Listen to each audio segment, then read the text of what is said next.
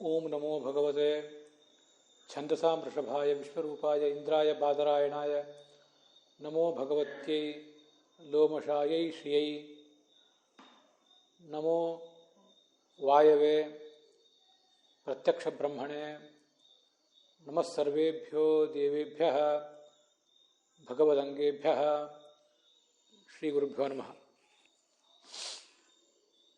ಅಥಾತಃ ಮಹಾಭಾರತ ಭಾಗವತಸ್ಯ ಸಪ್ತಮೇ ಪ್ರಥಮೇ ಸ್ಕಂಧೆ ಪಂಚಮೇ ಅಧ್ಯಾಯೇ ನಾರದಸ್ಯ ಯದಿದಂ ಮಹತ್ವಂ ವರ್ಣಿತಂ ತಿಷ್ಠತಿ ತತ್ ವ್ಯಾಖ್ಯಾಸ್ಯತೆ. ಮಹಾಭಾರತೇಪಿ ಶಾಂತಿಪರ್ವಣಿ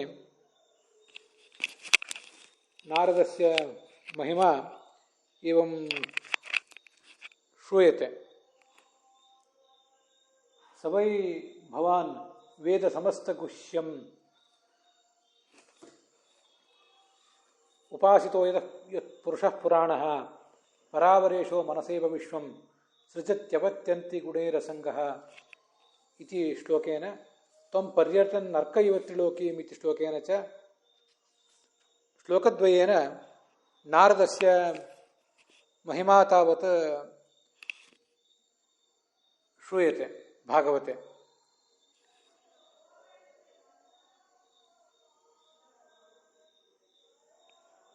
ಯಾನಿ ಚ ತತ್ವಾನಿ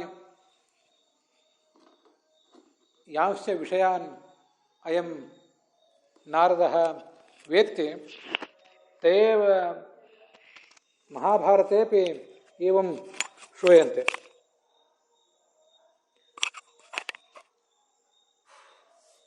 ಭಾಗವತದ 1ನೇ ಸ್ಕಂದದ 5ನೇ ಅಧ್ಯಾಯಕ್ಕೆ ಅನುಗುಣವಾಗಿ ನಾವು 2 ಶ್ಲೋಕಗಳಲ್ಲಿ ನಾರದರ ಮಹತ್ವವನ್ನೇನು ವರ್ಣನೆ ಮಾಡಿದ್ದಾರೆ ಅದರ ಕುರಿತಾಗಿ ನೋಡ್ತಾ ಇದ್ದೀವಿ.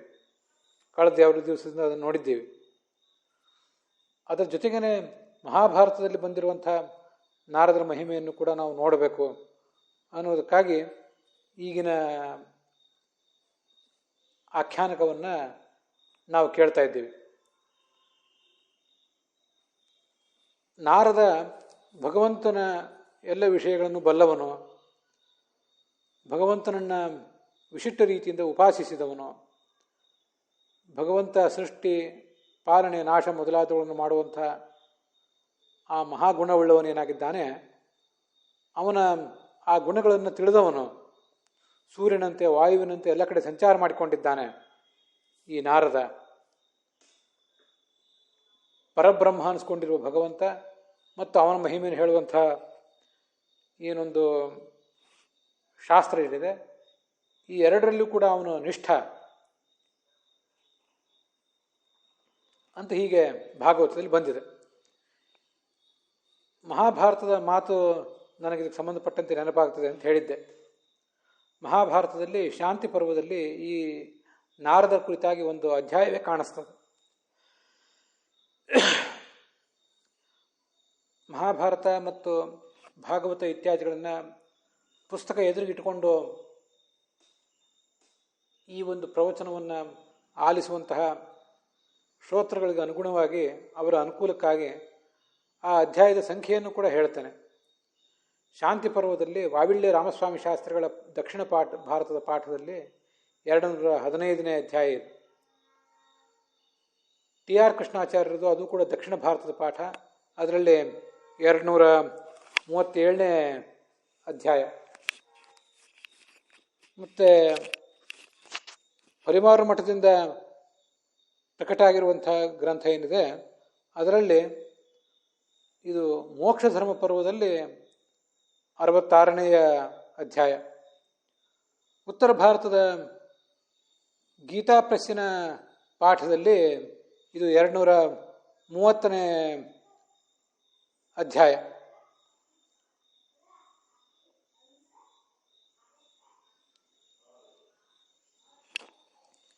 ಹೀಗೆ ಇದನ್ನು ಗಮನಿಸಿ ಆ ಮಹಾಭಾರತದಲ್ಲಿ ಬಂದಿರುವಂತಹ ಸಂಗತಿಗಳನ್ನು ಕೂಡ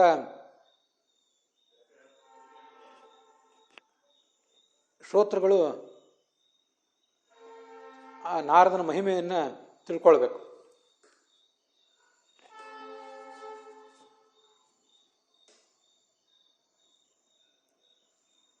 ಯುಧಿಷ್ಠಿರ ಹೀಗೆ ಭೀಷ್ಮರನ್ನು ಪ್ರಶ್ನಿಸಿದಂತೆ.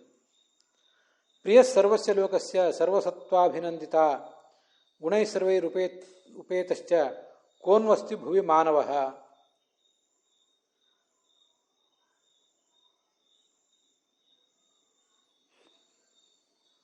ಭೀಷ್ಮರನ್ನು ಅವನು ಕೇಳಿದ.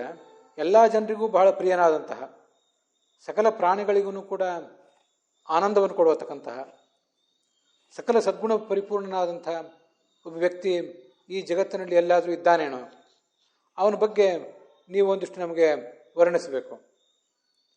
ಆವಾಗ ಭೀಷ್ಮರು ಈ ಮುಂದಿನಂತೆ ಹೇಳಲಿಕ್ಕೆ ತೊಡಗಿದರು.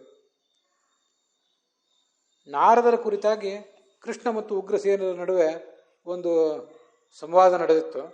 ಅದನ್ನು ಈಗ ನಾನು ನಿನಗೆ ಹೇಳುವವನಿದ್ದೇನೆ, ಕೇಳು ಅಂದ್ರು ಅವರು.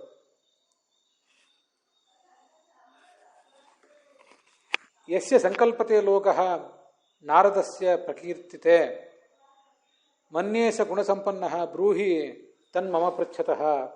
ಉಗ್ರಸೇನ ಹೀಗೆ ಕೃಷ್ಣನನ್ನು ಕೇಳಿದ ಒಂದು ಬಾರಿ.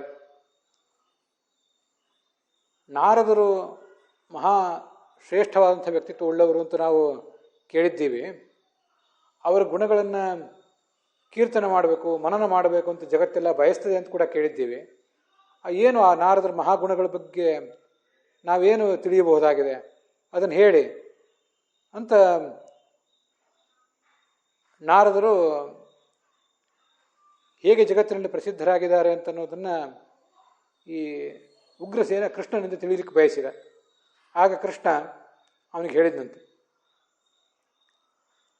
ಆ ನಾರದರಲ್ಲಿ ಏನು ಗುಣಗಳಿವೆ ಅದನ್ನು ನಾನೇನು ಗಮನಿಸಿದ್ದೇನೆ, ಅದನ್ನು ಸಂಕ್ಷಿಪ್ತವಾಗಿ ನಿನಗೆ ಹೇಳ್ತೇನೆ ಕೇಳು ಅಂದ ಅವನು.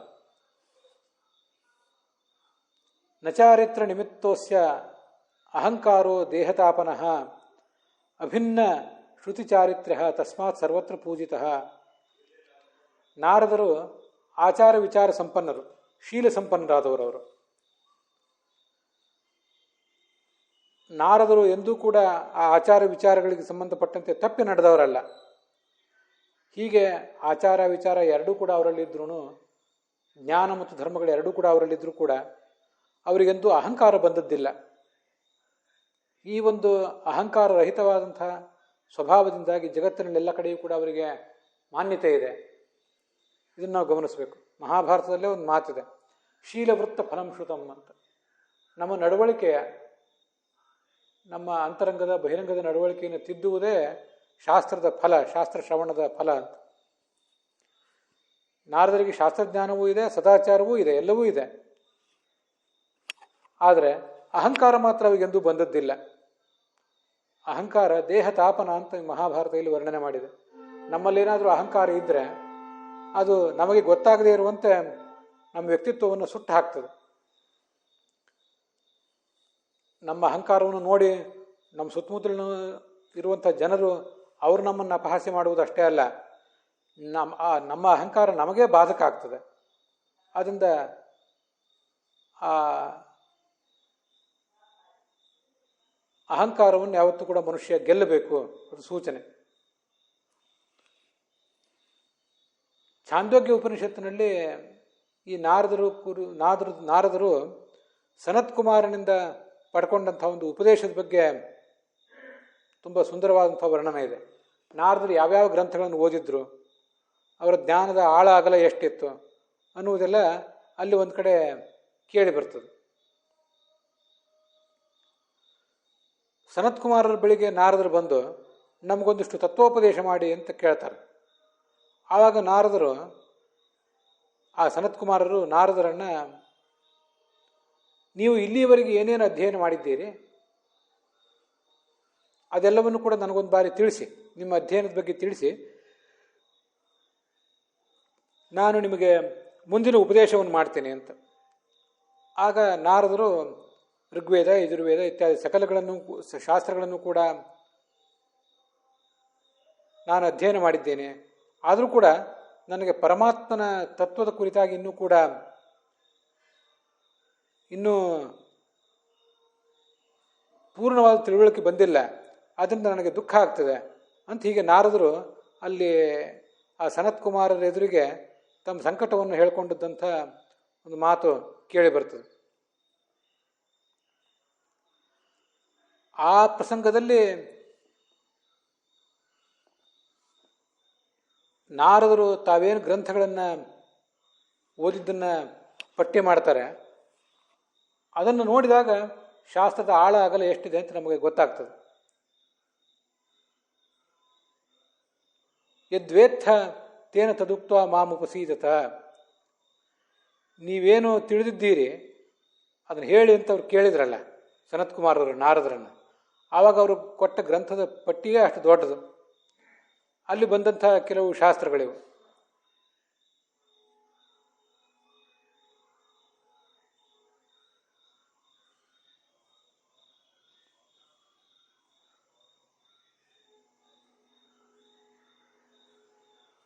ಇಷ್ಟೆಲ್ಲ ಶಾಸ್ತ್ರಗಳನ್ನು ನಾನು ಓದಿದ್ರೂ ಕೂಡ ನನಗೆ ಇನ್ನೂ ಕೂಡ ತೃಪ್ತಿ ಇಲ್ಲ.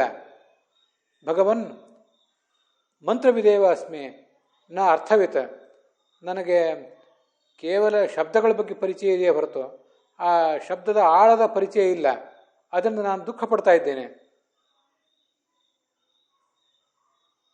ಅಂತ ನಾರದರು ತಾವು ಅಷ್ಟು ಶಾಸ್ತ್ರಗಳನ್ನು ಓದಿದವರಾದರೂ ಕೂಡ ತಮಗೆ ಇನ್ನೂ ಸಮಾಧಾನ ಇಲ್ಲ ಅಂತ ಹೇಳಿಕೊಳ್ಳುವಂಥ ಒಂದು ಪ್ರಸಂಗ ಅಲ್ಲಿದೆ. ಎಷ್ಟು ನಯ ವಿನಯ ನಾರದರಲ್ಲಿತ್ತರು ಅಂತ ಅನ್ನೋದು ಅಲ್ಲಿ ನಮ್ಗೆ ಗೊತ್ತಾಗ್ತದೆ.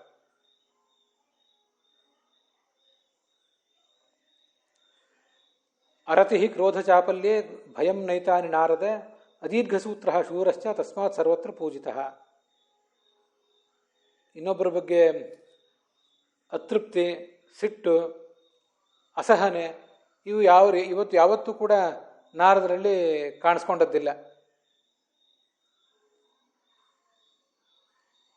ಯಾವತ್ತೂ ಕೆಲಸಗಳನ್ನು, ತಾವು ಹಮ್ಮಿಕೊಂಡಂಥ ಕಾರ್ಯಗಳನ್ನು ಅನಗತ್ಯವಾಗಿ ನಿಧಾನವಾಗಿ ಮಾಡುವಂಥವರಲ್ಲ ಅವರು. ಕಾರ್ಯಗಳನ್ನು ಶೀಘ್ರವಾಗಿ ಮಾಡಿ ಮುಗಿಸುವಂತಹ ಸ್ವಭಾವದವರು. ಈ ಕಾರಣದಿಂದ ಅವರು ಎಲ್ಲ ಕಡೆ ಪೂಜ್ಯರಾಗಿದ್ದಾರೆ. ಉಪಾಸ್ಯೋ ನಾರದೋ ಬಾಢಂ, ನಾರದರನ್ನೆಲ್ಲರೂ ಕೂಡ ಉಪಾಸಿಸಿ ಅವರ ಮೂಲಕ ಜ್ಞಾನವನ್ನು ಪಡ್ಕೊಳ್ಬೇಕು. ಅವರು ಎಲ್ಲಿ ಹೋದರೂ ಕೂಡ ಯಾವತ್ತೂ ಸತ್ಯವಾದ ಮಾತನ್ನೇ ಆಡುವಂಥವ್ರು, ಮಿಥ್ಯಾಭೂತವಾದ ಮಾತನ್ನು ಎಂದೂ ಆಡುವಂಥವರಲ್ಲ. ಅವರಿಗೆ ಕಾಮದ ಕಾರಣದಿಂದ, ಲೋಭದ ಕಾರಣದಿಂದ ಅವರು ಆಡುವ ಸತ್ಯವಾದ ಮಾತಿನಲ್ಲಿ ಎಂದೂ ಕೂಡ ಯಾವುದೇ ರೀತಿಯಾದ ಬದಲಾವಣೆಯೂ ಕೂಡ ಆಗೋದಿಲ್ಲ. ಅಧ್ಯಾತ್ಮವಿದ್ಯ ತತ್ವಜ್ಞ ಕ್ಷಾಂತಃ ಶಾಂತೋ ಜಿತೇಂದ್ರಿಯ, ಕ್ಷಮಾಶೀಲರು, ಜಿತೇಂದ್ರಿಯರಾಗಿದ್ದಾರೆ, ಸರಳ ಸ್ವಭಾವದವರು. ಆದ್ದರಿಂದ ಇಡೀ ಜಗತ್ತು ಅವರಿಗೆ ಮಣಿತದೆ. ತೇಜಸ ಯಶಸ ಬುದ್ಧ ಜ್ಞಾನೇನ ವಿನಯೇನ ಚ, ಅವರಿಗೆ ಯಶಸ್ಸಿದೆ, ಕೀರ್ತಿ ಇದೆ, ಬುದ್ಧಿ ಇದೆ.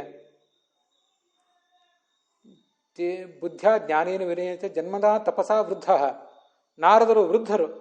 ಹೇಗೆ ವೃದ್ಧರು ಅಂದರೆ ಹುಟ್ಟಿನ ಕಾರಣದಿಂದಾಗಿ ಎಲ್ಲರಿಗಿಂತ ಮುಂಚೆ ಹುಟ್ಟಿದವರು, ತಪಸ್ಸು ಎಲ್ಲರಿಗಿಂತ ಹೆಚ್ಚು ಅವರು ಮಾಡಿದವರು, ಜ್ಞಾನ ವಿನಯ ಎರಡೂ ಕೂಡ ಅವರಲ್ಲಿದೆ. ಅದರಿಂದ ಅವರು ಜಗತ್ತಿನಿಂದ ಪೂಜ್ಯರಾಗಿದ್ದಾರೆ. ಸುಶೀಲ ಸುಖ ಸಂವೇಶ, ಯಾವಾಗ ಮಲಗಬೇಕೋ ಆವಾಗ ಸುಖವಾಗಿ ಮಲಗ್ತಾರೆ. ಸುಭೋಜ ಸ್ವಾದರ ಶುಚಿ, ಪರಮಾತ್ಮನಿಗೆ ನಿವೇದಿತವಾದ ಸಾತ್ವಿಕವಾದ ಭೋಜನವನ್ನೇ, ಸಾತ್ವಿಕವಾದ ಅನ್ನವನ್ನೇ ಯಾವತ್ತು ಊಟ ಮಾಡುವಂಥವ್ರು. ಯಾವತ್ತೂ ಒಳ್ಳೆಯ ಮಾತನ್ನೇ ಇನ್ನೊಬ್ಬರ ಬಗ್ಗೆ ಆಡ್ತಾರೆ, ಎಂದು ಕೂಡ ಕೆಟ್ಟ ಮಾತನ್ನು ಆಡುವಂಥವರಲ್ಲ. ಈ ಕಾರಣದಿಂದ ಅವರು ಜಗತ್ತಿನಲ್ಲಿ ಯಾವತ್ತೂ ಕೂಡ ಮಾನ್ಯರಾಗಿದ್ದಾರೆ.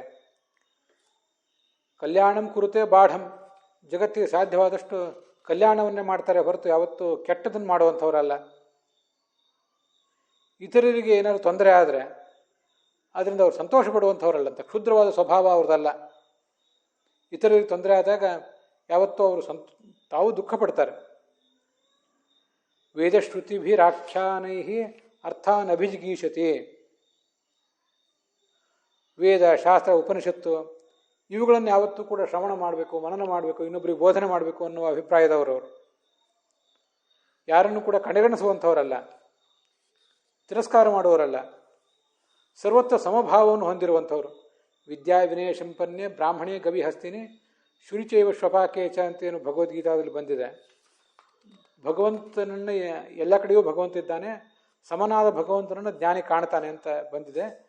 ಅದೇ ಥರ ನಾರದರು ಕೂಡ ಸಮದರ್ಶಿಯಾಗಿದ್ದಾರೆ. ಅವರಿಗೆ ಯಾರೂ ಕೂಡ ಪ್ರಿಯರೂ ಅಲ್ಲ, ಅಪ್ರಿಯರೂ ಅಲ್ಲ.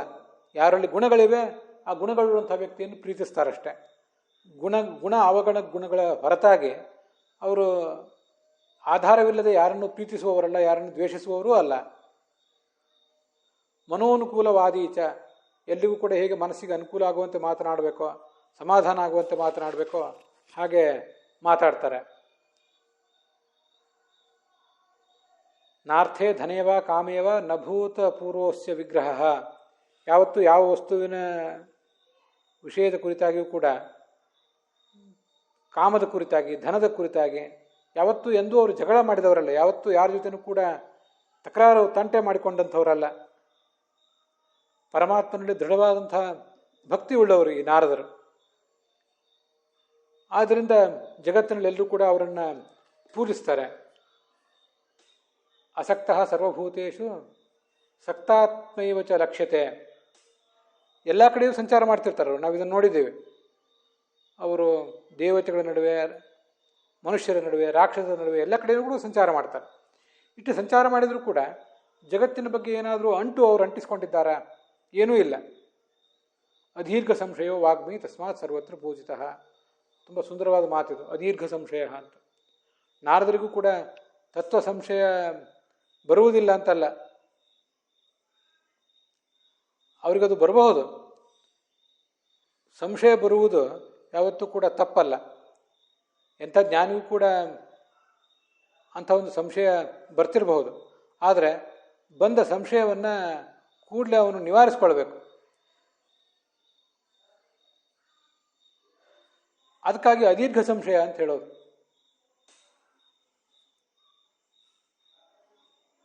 ನೈ ಏಕಂಚ ತತ್ವತೋ ವೇತ್ತುಂ ವಿನಾ ಸರ್ವಜ್ಞತಾಂ ನರಃ ನ ಸಮರ್ಥೋ ಮಹೇಂದ್ರೋಪಿ ತಸ್ಮಾತ್ ಸರ್ವತ್ರ ಜಿಜ್ಞಾಸೇತ್ ಅಂತ ಒಂದು ಕಡೆ ಶಾಸ್ತ್ರದಲ್ಲಿ ಮಾತು ಕೇಳಿ ಬರ್ತದೆ. ಯಾವೊಂದು ಸಂಗತಿಯನ್ನು ಕೂಡ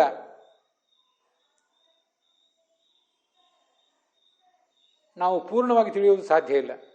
ನಾವು ನಮ್ಮ ಮಟ್ಟಿಗೆ ಸರ್ವಜ್ಞರಾಗಿದ್ದರೆ ಮಾತ್ರ ಆ ಸಂಗತಿಗಳನ್ನು ನಮ್ಮ ಮಟ್ಟಿಗಾದರೂ ಪೂರ್ಣವಾಗಿ ತಿಳಿಯಲಿಕ್ಕೆ ಸಾಧ್ಯ. ಅದರಿಂದ ಪ್ರತಿಯೊಂದನ್ನು ಕೂಡ ತಿಳ್ಕೊಳ್ಳುವ ಪ್ರಯತ್ನವನ್ನೇ ಮಾಡಬೇಕು, ಮನನ ಮಾಡಬೇಕು. ಯಾವುದ್ರ ಬಗ್ಗೆ ಗೊತ್ತಿಲ್ಲ ಅದ್ರ ಬಗ್ಗೆ ಶ್ರವಣ ಮಾಡಬೇಕು. ಯಾವುದ್ರ ಬಗ್ಗೆ ಶ್ರವಣ ಮಾಡಿದ್ದೀವಿ ಅದ್ರ ಬಗ್ಗೆ ಮನನ ಮಾಡಬೇಕು. ಸಂಶಯ ಸಾಧಕನಿಗೆ ಬರೋದೇನು ಕಷ್ಟ ಅಲ್ಲ. ಆದರೆ ಆ ಸಂಶಯಗಳು ಬಹಳ ಕಾಲ ಇರಬಾರ್ದು. ಬಹಳ ಕಾಲ ಯಾವಾಗಿರ್ತವೆ? ಸಂಶಯಗಳನ್ನು ಪರಿಹಾರ ಮಾಡ್ಕೊಳ್ಳಿಕ್ಕೆ ನಾವು ಮನನವನ್ನೇ ಮಾಡಿಲ್ಲದೆ ಹೋದರೆ ಆ ಥರ ಸಂಶಯ ಬರ್ತಿರ್ತವೆ. ಆದರೆ ಇವರು ಯಾವತ್ತೂ ಆ ಥರ ಮಾಡಿದವರಲ್ಲ. ನಾವು ಅದು ಈಗಾಗಲೇ ಛಾಂದೋಗ್ಯ ಉಪನಿಷತ್ತನ್ನು ನೋಡಿದ್ದೀವಿ. ಋಗ್ವೇದಂ, ಯಜುರ್ವೇದಂ, ಸಾಮವೇದಂ, ಅಥರ್ವಣಂ, ಚತುರ್ಥಂ ಇತಿಹಾಸಂ, ಪುರಾಣಂ, ಪಂಚಮಂ ವೇದಾನಾಂ ವೇದಂ, ಪಿತ್ರ್ಯಂ, ರಾಶಿಂ, ದೈವಂ, ನಿಧಿಂ, ವಾಕೋ ವಾಕ್ಯಂ ಏಕಾಯನಂ, ವೇದ ವಿದ್ಯಾಂ, ಬ್ರಹ್ಮ ವಿದ್ಯಾಂ, ಭೂತ ವಿದ್ಯಾಂ, ಕ್ಷತ್ರ ವಿದ್ಯಾಂ, ನಕ್ಷತ್ರ ವಿದ್ಯಾಂ, ಸರ್ಪ ದೇವಜನ ವಿದ್ಯಾಂ ಭಗವೋ ಅಧ್ಯೇಮಿ. ಈ ಎಲ್ಲ ಶಾಸ್ತ್ರಗಳು ನನಗೆ ಗೊತ್ತಿವೆ. ಸೋಹಂ ಭಗವೋ ಮಂತ್ರವಿಧೇಯವಾಸ್ಮಿ ನ ಆತ್ಮವಿತ್. ನನಗೆ ಕೇವಲ ಶಾಸ್ತ್ರಗಳು ಮಾತ್ರ ಗೊತ್ತಿವೆ. ಶಾಸ್ತ್ರದ ಒಳಗಿನ ರಹಸ್ಯ, ಆ ಭಗವಂತ ಹೇಗೆ ಪ್ರತಿಪಾದಿತ ಅನ್ನೋದು ನನಗೆ ಗೊತ್ತಾಗ್ತಿಲ್ಲ. ತರತಿ ಶೋಕಮಾತ್ಮವಿತ್ ಇತಿ ಭಗವದೃಷೇಭ್ಯ ಶ್ರುತಂ. ಯಾರು ಭಗವಂತನನ್ನು ತಿಳಿತಾನೋ ಅವನು ಎಲ್ಲ ದುಃಖವನ್ನು ದಾಟ್ತಾನೆ ಅಂತ ನಾವು ಶಾಸ್ತ್ರದಲ್ಲಿ ಕೇಳಿದ್ದೀವಿ. ಆದ್ದರಿಂದ ಸೋಹಂ ಭಗವಃ ಶೋಚಾಮಿ. ನಾನಿರುವ ಸ್ಥಿತಿಯ ಬಗ್ಗೆ ನನಗೆ ತುಂಬ ಸಂಕಟ ಇದೆ. ತನ್ಮಾ ಭಗವಾನ್ ಶೋಕಸ್ಯ ಪಾರಂ ತಾರಯತು. ನನಗೇನು ದುಃಖ ಆಗಿದೆ, ಶಾಸ್ತ್ರ ನನಗಿನ್ನೂ ಸರಿಯಾಗಿ ಅರ್ಥ ಆಗಿಲ್ಲ, ಅಧ್ಯಯನ ಆಗಿಲ್ಲ ಅಂತ, ಆ ದುಃಖವನ್ನು ಪರಿಹರಿಸಿ ನೀವು ನನ್ನನ್ನು ಕಾಪಾಡಬೇಕು. ಇದು ನಾರದರು ಜ್ಞಾನಕ್ಕಾಗಿ ಎಷ್ಟು ಹಂಬಲಿಸ್ತಾ ಇದ್ರು ಅಂತ ಅನ್ನೋದನ್ನು ತೋರಿಸ್ತದೆ. ನಾರದರಿಗೆ ಸನತ್ ಕುಮಾರರನ್ನು ಬಂದು ಅವರೆದುರಿಗೆ ಒಂದಿಷ್ಟು ಶಾಸ್ತ್ರವನ್ನು ಉಪದೇಶ ರೂಪದಲ್ಲಿ ಕೇಳುವ ಸಂದರ್ಭದಲ್ಲಿ ಅವರಿಗೇನು ಅಜ್ಞಾನ ಇರಲಿಲ್ಲ, ಅವರೇನು ಸಣ್ಣವರಲ್ಲ. ಆದರೂ ಕೂಡ ದೊಡ್ಡವರು ಬಂದಾಗ ಅವರಿಗೆ ನಮಸ್ಕಾರ ಮಾಡಿ ಅವರ ಮೂಲಕ ಶಾಸ್ತ್ರಗಳನ್ನು ಅರಿಯಬೇಕು ಅನ್ನುವಂಥನ್ನು ಅವರು ತೋರಿಸ್ಕೊಡ್ತಿದ್ದಾರೆ. ಆ ಮೂಲಕ ತಮಗೂ ಗೊತ್ತಿಲ್ಲದೆ ಇರುವಂಥ ಅನೇಕ ಸಂಗತಿಗಳನ್ನು ಅವರು ಆ ಸನತ್ ಕುಮಾರರ ಮೂಲಕ ಅಧ್ಯಯನ ಮಾಡಿದ್ದಾರೆ.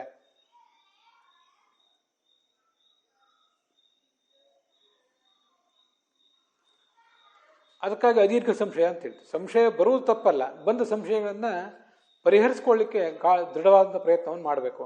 ಅಂಥವ್ರು ಈ ನಾರದರು. ಅದಕ್ಕಾಗಿ ಅವರು ಸನತ್ ಕುಮಾರರ ಬಳಿಗೆ ಹೋಗಿದ್ರಷ್ಟೆ.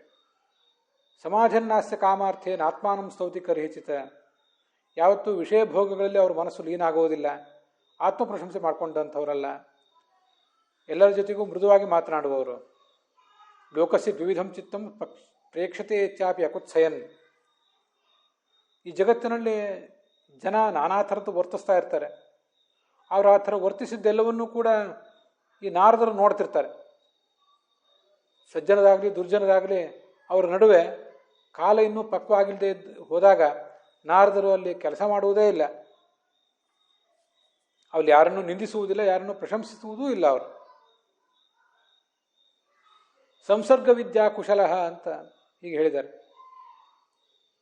ಯಾರ ಜೊತೆಗೆ ಸಹವಾಸ ಮಾಡಬೇಕು, ಸಜ್ಜನರ ಜೊತೆಗೆ ಮಾಡಬೇಕು, ದುರ್ಜನರ ಜೊತೆಗೆ ಮಾಡಬಾರ್ದು. ಸಜ್ಜನರ ಜೊತೆಗೆ ಸಂಪರ್ಕ ಮಾಡಿದರೆ, ಸಹವಾಸ ಮಾಡಿದರೆ ಅದು ಜ್ಞಾನಕ್ಕೆ ಕಾರಣ ಆಗ್ತದೆ. ದುರ್ಜನರ ಜೊತೆ ಮಾಡಿದ ಸಹವಾಸ ಅದು ಅಧಃಪತನಕ್ಕೆ ಕಾರಣ ಆಗ್ತದೆ ಅನ್ನೋದನ್ನು ಸರಿಯಾಗಿ ಅವರು ತಿಳಿದವರು. ಅಸೂಯ ತ್ಯಾಗಸನಂ ಕಂಚಿತ್ ಸ್ವನಯೇನೋಪಜೀವತಿ ಅವಂಧ್ಯಕಾಲೋ ವಶ್ಯಾತ್ಮ ತಸ್ಮಾತ್ ಸರ್ವತ್ರ ಪೂಜಿತಃ. ಎಲ್ಲಿಯೂ ವ್ಯರ್ಥವಾಗಿ ದೋಷ ಹುಡುಕುವಂಥವರಲ್ಲ ಶಾಸ್ತ್ರದಲ್ಲಿ. ಮತ್ತೆ ಸ್ವನಯೇನ ಉಪಜೀವತಿ, ತಮ್ಮ ನೀತಿ, ತಾವು ಇರುವಂಥ ವರ್ಣ ಆಶ್ರಮ ಇತ್ಯಾದಿಗಳಿಗೆ ಅನುಗುಣವಾಗಿ ಮನುಷ್ಯ ಬದುಕಬೇಕು. ಅದರಂತೆ ಧನ ಸಂಪಾದನೆ ಮಾಡಬೇಕು. ಏನು ಧನ ಬಂದಿದೆ ಅದರ ಮೂಲಕ ಜೀವನವನ್ನು ನಡೆಸಬೇಕು. ಹಾಗೆ ನಾರದರು ಕೂಡ ತಮ್ಮ ನೀತಿಗೆ ಅನುಗುಣವಾಗಿಯೇ ಜೀವನ ನಡೆಸಿದವರು. ಸಮಯವನ್ನು ಎಂದೂ ವ್ಯರ್ಥವಾಗಿ ಕಳೆದವರಲ್ಲ. ಮನಸ್ಸನ್ನು ಯಾವತ್ತೂ ಕೂಡ ಹತೋಟಿಯಲ್ಲಿ ಇಟ್ಕೊಂಡಿರ್ತಾರೆ. ಆದ್ದರಿಂದ ಅವರಿಗೆ ಈ ಜಗತ್ತಿನಲ್ಲಿ ಇಂಥ ಬೆಲೆ ಇದೆ. ಶಾಸ್ತ್ರಾಧ್ಯಯನದಲ್ಲಿ ಅಧ್ಯಾತ್ಮದ ಮಾರ್ಗದಲ್ಲಿ ಬಹಳ ಪರಿಶ್ರಮ ಪಟ್ಟಿದ್ದಾರೆ, ಜ್ಞಾನ ಸಂಪಾದನೆ ಮಾಡಿದ್ದಾರೆ. ನಚತೃಪ್ತಃ ಸಮಾಜಿತಃ, ಅನೇಕ ಬಾರಿ ಸಮಾಧಿ ಸ್ಥಿತಿಗೆ ಹೋಗಿ ಭಗವಂತನನ್ನು ಅಲ್ಲೇ ಕಾಣ್ತಿರ್ತಾರೆ ಅವರು. ಆದರೂ ಕೂಡ ಆ ಭಗವಂತನ ದರ್ಶನ ಇನ್ನೂ ಪೂರ್ಣವಾಗಿ ಆಗಿಲ್ಲ. ನಾನು ಮುಕ್ತನಾದಾಗ ಮಾತ್ರ ಆ ದರ್ಶನ ನನಗೆ ಸಾಧ್ಯ ಅಂತ ಅವರು ಪ್ರಾಯ ಮುಕ್ತಿಗಾಗಿ ಹಂಬಲಿಸ್ತಿದ್ದಾರೆ ಹೊರತು ಈಗ ಆಗಿರುವ ಸಿದ್ಧಿ ಸಾಧನೆ, ಜನರ ಮನ್ನಣೆ, ಅದರಿಂದ ಅವರು ತೃಪ್ತಿಪಟ್ಟವರಲ್ಲ. ತೃಪ್ತಿಪಟ್ಟು ಸಮಾಧಿಯನ್ನು ಅಂದರೆ ಧ್ಯಾನವನ್ನು ಅವರೆಂದೂ ಬಿಟ್ಟವರಲ್ಲ. ಕರ್ಮ ಪಾಲನೆಯಲ್ಲಿ ಬಹಳ ಆಸಕ್ತರಾದವರು, ಜಾಗರೂಕರಾಗಿರ್ತಾರೆ, ಲಜ್ಜಾಶೀಲರು, ಇನ್ನೊಬ್ಬರ ಬಗ್ಗೆ ತಮ್ಮ ಗುಣಗಳನ್ನು ಹೇಳ್ಕೊಳ್ಳುವಂಥವರಲ್ಲ.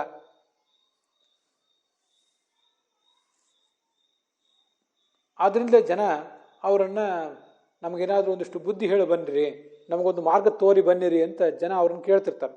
ನಿಯುಕ್ತ ಶ್ರೇಯಸ್ಸೇ ಪರೈಹಿ. ದೈತ್ಯರು, ದೇವತೆಗಳು ಎಲ್ರಿಗೂ ಕೂಡ ನಾರದರ ಬಗ್ಗೆ ಒಂದು ಗೌರವ. ಇದ್ರ ಬಗ್ಗೆ ನೀವೇನಾದರೂ ನಮಗೊಂದಿಷ್ಟು ಹೇಳ್ರಿ, ನಮಗೊಂದು ಮಾರ್ಗ ತೋರಿರಿ ಅಂತ ಪ್ರತಿಯೊಬ್ಬರು ಕೂಡ ಅವ್ರನ್ನ ಕೇಳ್ಕೊತಾ ಇರ್ತಾರೆ. ಅಭೇತ್ತ ಪರಗುಹ್ಯಾನಾಂ ತಸ್ಮಾತ್ ಸರ್ವತ್ರ ಪೂಜಿತಃ. ಯಾವತ್ತೂ ಕೂಡ ಇನ್ನೊಬ್ಬರ ರಹಸ್ಯವನ್ನು ಜಗತ್ತಿಗೆ ಜಾಹೀರು ಮಾಡುವವರಲ್ಲ. ಸ್ನೇಹಿತರಾದವರು ಮೊದಲಾದವರು ಯಾವ್ಯಾವುದೋ ಕಾರಣಕ್ಕಾಗಿ ನಮ್ಮ ಜೊತೆಗೆ ಇರ್ತಿರ್ತಾರೆ. ಆದರೆ ಅವರು ನಮ್ಮ ಜೊತೆಗಿದ್ದಾಗ ಅವರ ರಹಸ್ಯಗಳನ್ನು ಅರಿತು ಅದನ್ನು ಯಾವತ್ತೂ ಬಹಿರಂಗಪಡಿಸುವಂಥವರಲ್ಲ ಈ ನಾರದರು. ಅದೇ ಗುಣಗಳನ್ನು ನಾವು ಅಳವಡಿಸ್ಕೊಳ್ಬೇಕು. ಧನಲಾಭ, ಸಂಪತ್ತಿನ ಲಾಭ ಆದರೆ ಸಂತೋಷ ಪಡುವಂಥವರಲ್ಲ ಅವರು. ಧನಲಾಭ ಆಗದೆ ಹೋದರೆ ದುಃಖ ಪಡುವಂಥವರು ಕೂಡ ಅಲ್ಲ. ಆದ್ದರಿಂದ ಅವರು ಸರ್ವತ್ರ ಪೂಜ್ಯರಾಗಿದ್ದಾರೆ. ಹೀಗೆ ಸರ್ವಗುಣ ಸಂಪನ್ನರಾದಂಥ, ಕಾರ್ಯಕುಶಲರಾದಂಥ, ಸಮಯದ ಬೆಲೆಯನ್ನು ತಿಳಿದಂಥವ್ರು ಅವರು. ಕಾಲಜ್ಞಂಚ ಪ್ರಿಯಜ್ಞಂಚ ಕಃಪ್ರಿಯಂ ನ ಕರಿಷ್ಯತಿ. ಆ ನಾರದರನ್ನು ಒಲಿಸಿಕೊಂಡು ಅವರ ಮೂಲಕ ತಮ್ಮ ಯಾವುದಾದ್ರು ಕೆಲಸವನ್ನು ಮಾಡಿಸ್ಕೊಳ್ಬೇಕು ಅಂತ ಪ್ರತಿಯೊಬ್ಬರು ಕೂಡ ಹಂಬಲಿಸ್ತಾ ಇರ್ತಾರೆ. ಅದಕ್ಕೆಲ್ಲ ಏನು ಕಾರಣ ಅಂದರೆ ಈ ನಾರದರ ಈ ಒಂದು ಬಹುಮುಖವಾದ ವ್ಯಕ್ತಿತ್ವ, ಒಂದು ಕಡೆ ಆಚಾರ, ಮತ್ತೊಂದು ಕಡೆ ವಿಚಾರ, ಮತ್ತೊಂದು ಕಡೆ ಜಗತ್ತಿಗೆ ಉಪಕಾರ ಮಾಡಬೇಕು ಅನ್ನುವಂಥ ಹಂಬಲ, ಅದೆಲ್ಲವನ್ನು ಗಮನಿಸಿಯೇ ನಾರದರನ್ನು ಜಗತ್ತಿನಲ್ಲಿ ಅತ್ಯಂತ ಜನಪ್ರಿಯರು ಅಂತ ಪರಿಗಣಿಸಿರೋರು. ನಾರದರು ಅಲ್ಲಿ ಸಂಚಾರ ಮಾಡಿ ದೇವತೆಗಳು ದೈತ್ಯರು ಮೊದಲಾದವ್ರ ನಡುವೆ ಸಂಚಾರ ಮಾಡಿ ಎಲ್ಲರ ನಡುವೆ ಕಲಹ ತಂದಿಡುವಂಥವ್ರು ಅಂತ ಹೀಗೆಲ್ಲ ನಾವು ಓದಿರ್ತೀವಿ.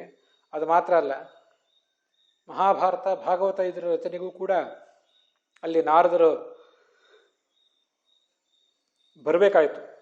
ಅಂಥದ್ದೊಂದು ಅದ್ಭುತವಾದ ಪಾತ್ರ ಇದೆ. ಭಗವಂತನ ಕಥೆಯಲ್ಲಿಯೂ ಅವರಿದ್ದಾರೆ. ಭಾಗವತ, ಮಹಾಭಾರತ ಮೊದಲಾದ ಕಥೆಗಳಲ್ಲೂ ಕೂಡ ಅವರೂ ಒಂದು ಪಾತ್ರವಾಗಿ ಬಂದಿದ್ದಾರೆ. ಭಾಗವತದಲ್ಲೂ ಮುಂದೆ ನಾರದರು ಕೃಷ್ಣನ ಬಳಿಗೆ ಬರ್ತಾರೆ, ಕೃಷ್ಣನ ಅರಹಸ್ಯ ಧರ್ಮದ ವೈಭವವನ್ನು ನೋಡ್ತಾರೆ ಅಂತ ಕೇಳಿ ಬರ್ತದೆ. ಹೀಗೆ ನಾರದರನ್ನು ನಾವು ದೊಡ್ಡ ಜ್ಞಾನಿಗಳು, ಎಲ್ಲರ ಅಂತಃಸಾಕ್ಷಿಯಂತೆ ಕೆಲಸ ಮಾಡುವಂಥವ್ರು ಅಂತ ಅವ್ರ ಮಹಿಮೆಯನ್ನು ನಾವು ಅರ್ಥ ಮಾಡ್ಕೊಳ್ಬೇಕು. ಇಂಥ ಮಹಿಮೆ ಇರುವುದರಿಂದಲೇ ಸ್ವಯಂ ವೇದವ್ಯಾಸರು ಕೂಡ ನಾನೇನು ಮಾಡಬೇಕು, ನನ್ನ ಈ ಅವತಾರದ ಕಾರ್ಯ ಇನ್ನೂ ಮುಗಿದಿಲ್ಲ ಅಂತ ನನಗೆ ಕಾಣಿಸ್ತದೆ, ಹಾಗಾದರೆ ನಾನು ಇನ್ಯಾವ ಕಾರ್ಯವನ್ನು ಮಾಡಬೇಕು ಅದನ್ನ ಹೇಳಿ ಅಂತ ನಾರದರನ್ನು ಕೇಳ್ತಿದ್ದಾನೆ. ಆ ನಾರದರ ಬಗ್ಗೆ ಮಹಾಭಾರತದಲ್ಲಿ ಏನು ಉಲ್ಲೇಖ ಬಂತು ಅದನ್ನು ಕೂಡ ಇಲ್ಲಿ ಹೇಳಿದ್ದೇನೆ. ಅಲ್ಲಿಗೆ ಇವತ್ತಿನ ಈ ಭಾಗ ಸಮಾಪ್ತವಾಗಿದೆ.